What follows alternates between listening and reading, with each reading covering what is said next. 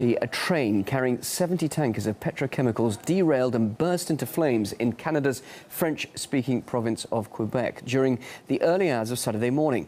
Amateur footage shows massive explosions, while reports say large amounts of toxic chemicals spilled into a nearby river. Well, let's cross to Canada now, where journalist Michael Foran has more. So, Michael, what more do you know about exactly what happened today? Well, this all occurred in Lac-Mégantic, which is about 2.5-hour drive east of Montreal. It's a small town. It's only about 6,000 people. And like you said, around 1 o'clock Eastern Standard Time in the morning, there was a large explosion caused by a derailment of a train that was going by the town. And when that happened, it was carrying crude oil, very flammable material, very flammable chemical. And of course, it exploded and caused a large amount of damage to the city center. Just quoting the mayor of Lac-Mégantic said earlier today that most of the city center is destroyed, has been demolished by this blast.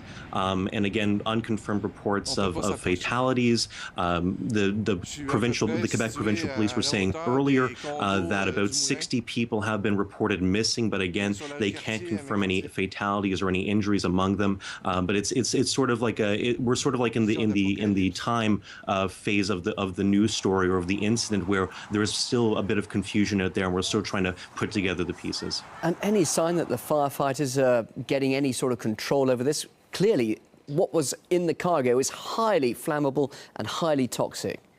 Yes, of course. This is crude oil. I mean, this is the same thing that you would have go through a pipeline. You know, we're always thinking about the concerns of pipelines and what if there's a leak that goes into a river or contamination in terms of environmental concerns. This was the same amount of material, the same oil, crude oil, but it was going through train tracks on a train, and that's a big concern now for. I mean, even on Twitter now, people are talking about this in terms of should we really be having crude oil go along villages like this and into massive population centers. And even when it comes to environmental concerns, there have been calls for emergency protocols to go forward in terms of what happened.